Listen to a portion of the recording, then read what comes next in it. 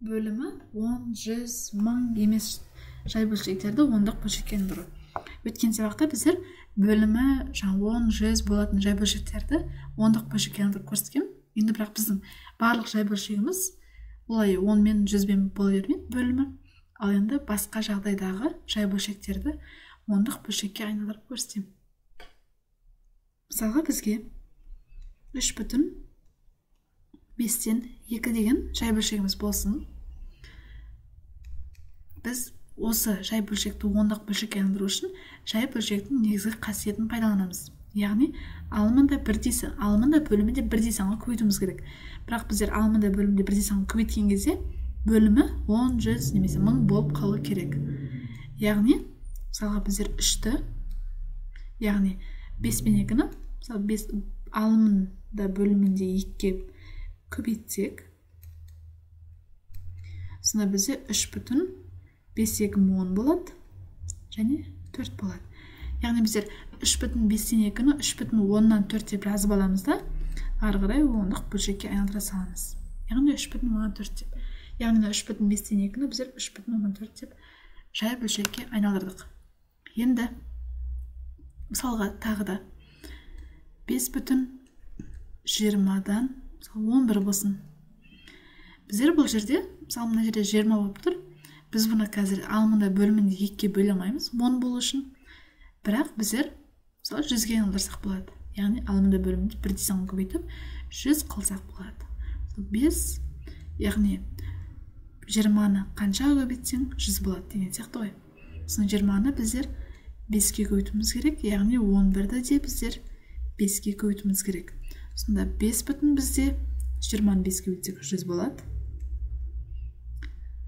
11-ді 5-ге көбейтсек 55 болады.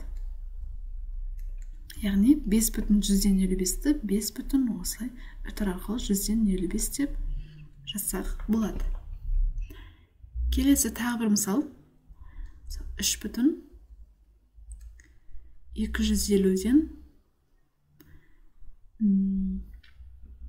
141 болсын.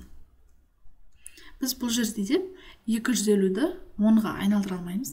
250-ді қаншаға бөлсек те 100 шықпайды. Бірақ есесіне біздер бір санға көбейтсек 1000 шығарсақ болады. Сонда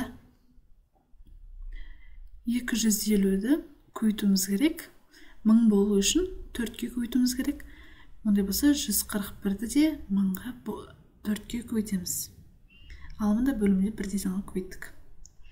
Сонда 3,1000-нан 141 4-ге көбейтсең, мысалы 410, 164, 564 болады. Демек ол бізде 3,1000-нан 564 болады. Тағы бір соңғы мысал келтірейін. Мысалға қандай санды алмадық? 30-дан 27 болсын. Біз бұл жерде 30-ды қаншаға көбейтсек те 100 шықпайды, 30-ды қаншаға көбейтсек те ешқашан 1000 шықпайды. Бірақ есесіне мына жерде бөле аламыз. Яғни алымында бөлімінде 3-ге бөлсек болады. Яғни 27-ні 3-ге бөлсек болады. Және 30-ды 3-ге бөлсек болады.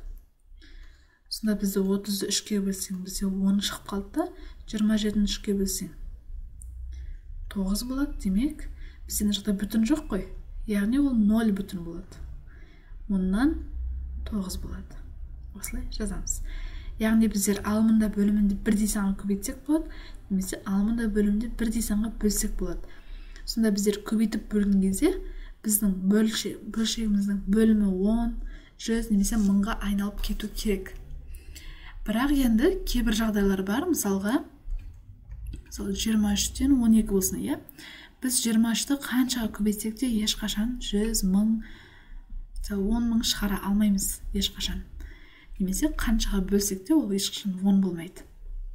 Бұндай жай бөлшектерді ондық бөлшекке айналдыру үшін біздер ол тақырыпты қазір өтпейміз. Бірінші амалдар қолданып өтіп алайық. Одан кейін барып тұрып мына тақырыпқа ораламыз. Біздер бұл жай бөлшекті де ондық бөлшекке айналдыра аламыз. Бірақ бұлай емес. қазірше тек осындай бөлінетін, көбейтілетін сандарды ғана айналдырсақ болады. Ал мыналарды кейін айналдырамыз.